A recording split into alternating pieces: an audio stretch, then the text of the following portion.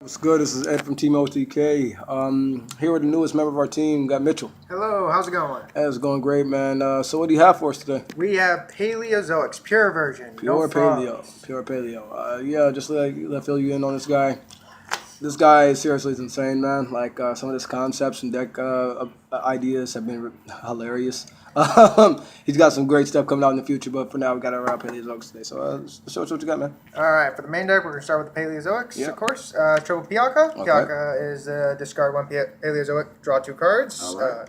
Great card. I'm just going to get this out of the way because they all have the same effect. If a trap card is activated while they're on the field, then you get to summon them from your graveyard, as long as your opponent doesn't chain something to it. Okay. Yeah. 3 copies of Dynamiscus. Okay. One of my favorite designs of them all, and what it does is it targets one card in the field. You may discard one card, and you may banish it. It's a little better than Piaka because you can discard anything you want. Right. So does that target any card or just monsters? It can target any face-up card. Wow, that's great. And Triple Canadia, Okay. it's Book and Boom. Sweet. So really, really nice. I play Triple Morale. This is a personal choice of mine. I see lots of decks playing only 2. Right. It sends one trap from the deck to the grave. Sometimes I just don't see my breakthroughs, which you will see later. So I just want to. So if you were running the frog variant of this, would you run this at 2, or do you think you personally just like it at 3 regardless? If I was running the frog version, I would probably drop this to 2. Okay. Or even just 1. All right. Triple Olonoldes. This is your MST. It's really great. Helps get rid of Royal Decree, the card that ruins my deck. Right. Yeah, Royal Decree, meet your match. Everything in here. Dynamis also out it too because it first goes face up and you just manage it. This is also personal choice. Triple Hallucigenia. It has some monsters attacks. The reason I played at 3 is because really it can work in some occasions. It doesn't normally, but I need the discard for Piaka, and it's a great target for Morella. And with a couple other choices of mine, since they have to be summoned when you activate a trap, unless, of course, your opponent responds. It's a non-optional effect. Okay. There are times when I have just enough to send back, and I want to send back all my useful stuff, and I don't want to have to make a choice, so that's why the one Hallucigenia will just sit there in the grave. That's my boy Trey watching some UFC in the back. Tulia Colonia. Whatever. The names are so hard to pronounce. They are, and they're based off of, I believe, stuff from the Cambrian era. Their designs are really cool. It's one reason I love this deck. Choose a banished card, put it back in the grave. Great. So basically, it's just a flip over Omega effect. Yep, it basically is. It's really, really nice. And to Eldonia, it just gives 500 attack and defense for a monster. I basically run this and Hallucigenia because I can just activate them whenever I want, and it'll allow me to just span the board to make Animal Karis. Now for the non-Paleozoic traps. All right. 3 Wabuku. Still one of the best traps of all time. Yes, trolling ABC for days with this card. I was doing that earlier. Wow. It's There you just- were. I saw it. That was hilarious. It's hysterical. Trey, you need to summon the Danko to win, didn't you? I love Wabuku. Tell you. And it's great when combined with the fact that none of these things are affected by monsters' effects. That's amazing. So they're protected by battle and they're protected by monsters' effects. The only way around them is Raigeki and, well, whatever. Right. Triple Jar of Greed. You can activate whenever you want and you draw a free card. That also helps you get your monster on the field because you can just chain to it, right? Yes. Also, if you have Animal Karis, which we will go over later, it can basically become Reckless Greed without any drawbacks. Sweet. Triple Legacy. Okay. Exact same thing as Jar of Greed, except if there's also a Spirit, you draw 2 cards, which Sweet. will be great because I do know he plays Spirits. And also I know Spirits are coming out, and I have a bad feeling I'm about to be facing it more often. Oh, yeah. Oh, yeah. Oh, yeah. Everybody knows me and Matarasa for game. 2 Breakthrough Skill. This was at 3 Excellent because card. I was constantly facing Metal Foes, Yang Zings. Screw that deck. Screw that and everything they sit for. I love watching their face drop the moment they try to activate Jiaotu's effect, and I just say no and they lose their hand. It is a beautiful thing. I imagine, especially if you've been getting killed by it all day. Oh yes, it's a beautiful thing to watch. Then they just pass turn and I just demolished their board. 2 Karma Cut. Speaks for itself. This is a professional attack of mine. Lots of people don't understand this chain. I have researched this. This does work. No matter what people say in the comments, this does work. When you activate this card, the discard is a cost. So the trap has not activated yet. No, it is not. And that shouldn't actually be up for debate at all. I mean, honestly, tell you the truth, things like that kind of show you who really knows the game and who doesn't. I've heard a lot of negative comments about that one as well. I've seen a lot of other deck profiles. I've seen one other deck profile actually on YouTube that was running Karma Cup for Tech, and you could just see basically a whole bunch of comments of people who were just kind of out of the loop. So yep. So you discard the Paleozoic. You then proceed to target, and then you may instantly just summon from the graveyard. Okay. So it's really, really nice. Great against Cyber Dragons. Once again, screw that deck with that triple infinity turn 1. Screw that. If you guys aren't seeing this meta, it's because we do this here at the house. Yeah. Why? Those are all the 2. Those are most of them. The last of them are just one-ofs, and then I'll go into my pitiful-looking spell lineup. Okay. 1 Jar of Avarice. Hey, gets you there. Yeah, recycles all my Paleozoics, recycles my Xyz, lets me draw a free card, and also I get to summon a Paleozoic upgrade. 1 Xyz Reborn, 2 Tree Toads in 1 turn. That's Beautiful thing. And free Paleozoic right next to it. 1 Accumulate Fortune, because for some reason this is one of the hardest gosh darn things to find. Like my... So what's this card do? When you change chain link 4 or higher, as long as there's no multiples in the chain, you draw 2 cards. Hey, excellent. How's it been working for you? As a one of, I have used it. I was losing that game. I was going to lose it. I was facing 2 Cyber Dragon Infinities, and I had no Paleozoics on board, and I was screwed no matter what. So I just thought, you know what? Let's just see how much bullcrap I can get away with, and I'm just going to play this. So I chained it off the Infinity. Right. And that's all the traps I play. 38 traps. Sweet. People say traps are slow. You look at this bullcrap, and you face this bullcrap and tell me otherwise. Please do. 1 Mystical Space Typhoon, because my 2 Twin Twisters are somewhere else. So you would be playing Twin over this, right? Yeah, I would. But I'm too cheap to go buy it. Hey, aren't we all? And 1 Metal Foes Fusion. Hey. Because it's a great discard for Dynamisk and... pretty much everything else in your deck, right? Yeah. And also, if you mill it off the next card I'm going to show, it will just immediately send it back to the deck and get a free draw. Once again, so there's some consistency for this all trap deck, huh? Oh, yes. And now for the extra deck. There's only 13 cards in here. All right. Honestly, you only need the first 6. Everything else is optional. You can take it or leave it. If you're playing anything more than this, I don't know really what you're doing. It's basically 6 mandatory and 11 text. Yeah, it's mandatory the 6 and everything else is optional. 9 text, great. Triple Animal Karis takes 3 or more level 2 monsters. Card's amazing. Yes, it is. Once per turn during either player's turn, if it has a trap, detach and pop. Wow. I use this to ruin a wonderful Yang Zing board with triple creation. Just to let you know, Mitch has like this deep-seated hatred towards Yang Zing. He's actually Yang Zing racist. So if you No. I like Yang Zings. I don't like Yang Zing metal. So if you look like a dragon or anything like that, yeah, he'll probably send hate mail to you. No, just Yang Zing Malifaux. Screw that.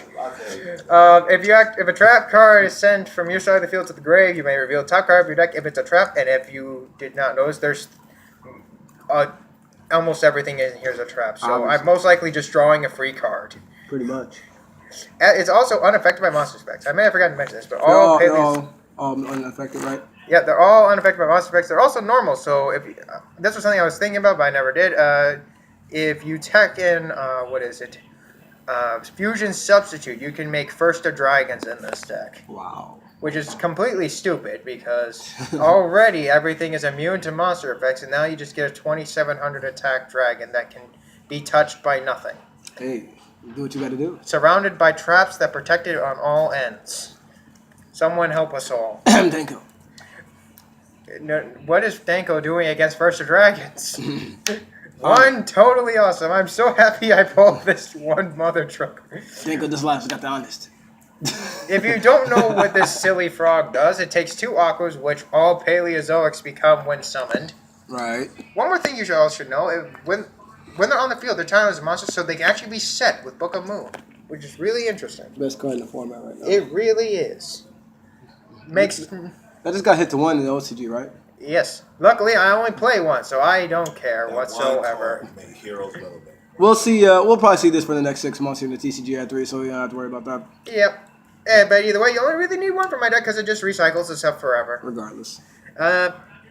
You can't use its first effect because I play no frogs. Right. But I love stealing Regekis. Give me all your Regekis. I have none in this deck, so let me have yours. How many bulbs have been stupid enough to play into that, though? My buddy has, yes. I swear to God, I saw you steal vanities from a guy. I don't see the problem. It's hilarious. Free vanities, anyone? Wow. So on. He just recycles himself forever. 2 Opabinia, you can play 3. I only have 2, but I've only ever used the 2, so I haven't. I've seen some frog players, and they say regardless whether you have Tree Toad in the extra deck or not, they say this is the best card inside. Or the extra, rather. It really is. It allows you to use... Oh, I don't know what you're talking about. He's fine. He does nothing wrong. Right. He's just an ancient crustacean thingy trying to live his life. It's immune to stuff. Yes, it is. And it's the reverse of Animal Karis. It has 2,400 defense and 0 attack. You may activate any Paleozoic traps from your hand. I love... If that thing had any attack, it'd be broken. Yes, it would. Which it does in, what is it, Ojama Paleozoics? Because then its attack and defense is switched. Because it's affected by spells and traps, not monsters. Awesome. It's wonderful against Omega because I can play the Book of Moon during your standby phase. Yeah, lose that, please. I don't need it. Detachment overlay. Add any one Paleozoic from your deck to your hand. Right. Just wonderful altogether. And of course, unaffected by monsters effects, so why not? Everything else here is optional, except maybe this. This I would suggest, but Still you don't. so many games, though. Yeah, it does. I've never actually summoned it, except in testing, but, you know, it takes 2 XCs that are the same rank that are not numbers, and if you look at the main 6 that I said were most likely not optional, you can play without the frog, but I highly suggest you don't. Right. It's much better with. If you got it, play it. Yep. And they're all not numbers. Right. And then they can just clog board. Makes sense. That card's amazing. Yeah, just steal your Judgment Dragon and let me run you for game. This is my out to Dark Destroyer because I don't have Sky Cavalry. Believe it or not, I've actually done that before, and I've outed Dark Destroyer with this thing. Wow. It's... Or any other piece of crap that can't be targeted, right? Correct. Gary. Also, it's funny that people don't realize this is multiple times a turn, and I've actually had someone keep attacking it. Wow. Either that or he was trying to surrender. One of the two, but I'm guessing he just didn't know. Guys just don't read cards anymore. It's true. No. But basically, whenever he battles, you can attach an overlay, and he cuts that monster attack in half and gains that attack. And that attack gain is permanent, and I originally did not know that way back when I originally got this card. Right. So I just thought I did 100 every time. 1. Crumble Logos. Card's great. That's like the rank 2 Giant Hand, right? Yes. Well, no. It's... A little better. Heraldry Patriarchy. Okay. If for you all that don't know that Patriarchy actually has an effect other than when it's sent to the graveyard, once per chain, it can target a monster with more than 1 copy of itself, kill it, and then your opponent can't use or summon any more copies with the same name. Busted. So this guy does that, except it doesn't have to be once per chain, and it just picks it on the field. That's right. Fun against Cyber Dragons. You may not use any Cyber Dragons As you see, ever. the clear hatred. He's also Cyber Dragon racist. I actually love Cyber Dragons. They were one of my favorite archetypes for the longest Until time. he played against them. They're fun. They're fun to. They're beautiful to look at. They're beautiful to look at. The concept is amazing. Omega ruined. Not No, he does too, but Right. Infinity ruins games. But yeah, also That's my boy Trey, aka Don Cheadle. also great against harpies if you ever see that, Oh yes. which you might when their new mass breakthrough skill comes out. Yeah. That actually might become a thing. So this wrecks them too. Good thing I got the whole deck. Oh no. Oh, so if you need a feather duster, pick it up by $6. One shining elf. Oh no, that's a great deck. I never thought of that. He's really just here. Like I said, the rest of this stuff is optional. I just ran out of rank 2s. Now, let me ask you something. Before we get to the rest of your extra deck, do you have any cat shark shenanigans in here? I may or may not have a cat. Okay, shark. let's see if he does. But animal Karis is unaffected by cat shark. Mm. That's why I don't really like to use it, because the main monster you summon, which is here, cannot be affected by cat shark. I see. They're unaffected by your own monster's effects too, which can be helpful and can just suck, because I also play Gachi Gachi and it sucks that he can't gain attack. But basically, whenever your opponent was summon, special or normal, cut their attack and defense by 500. It's just annoying, as all get out. There you know.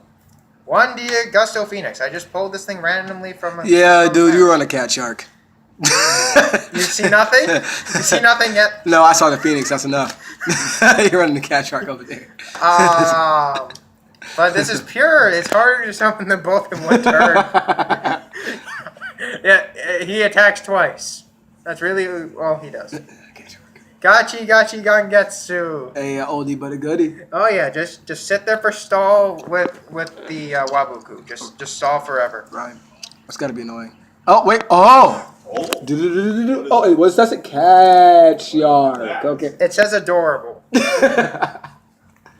You can read it. It's right here. It's adorable. Hey, you know I'm a fisherman. You know that looks like a bullhead right there. It kind of does, but I also have a cat at home, and it reminds me of that, so I know there's horns Put them in the behind those ears. pan. A little cornmeal. You gotta try it with what is it? Crushed sour cream and onion potato Oh chips. yeah, man. Oh yeah. That's good. Trey, we're gonna take you fishing one day, man. And that is all the extra deck and all the main deck. If you want a side deck, let me explain something. 3 light imprisoning mirror. 3 shadow imprisoning mirror. What do you do for metal foes? Vanity's emptiness. And the wonderful card known as... Danko Seka. But I can't use my home cards with that card. No. You can't have an open Benny on the field. Yes, you can. Yes, you can. No, I was actually just thinking Dimensional Fisher. Alright. Because I play traps. Right. None of these things get banished even initially. Right. Unless you kill them, then they get banished. Okay. Are you trying playing Drowning Air Force? That does not work with this deck because they get summoned off the chain and then you have a monster. Basically. So it doesn't have a chance to resolve. So. No. Storming Mirror Force works. Excellent. I saw Michael State use that in YCS against Elvis Vu. The card was killer. He actually didn't know in the chain, if I remember watching it right, that he once they responded with the full Metal Force Fusion off the Storming first phase, the window was still open to chain another one. He would have won that game actually. But yeah, like I said, this guy's a genius right here, so he's well aware of his chains and rulings. So that is my pure Paleozoic deck. I am cheap, so it is pure, and my buddy has all my frogs. No, he is not here today, and he's busy with work. He works 70-hour weeks and like 3. No, we all do. And like 7 hours for free because of tax, because he gets bumped to a new tax bracket every week. You know it. So that is the Paleozoic deck profile. Leave a like and subscribe. Please. Hey, thanks. That's my boy Mitch, Team OTK, newest member. Thanks, man. Yeah, no problem. Signing out.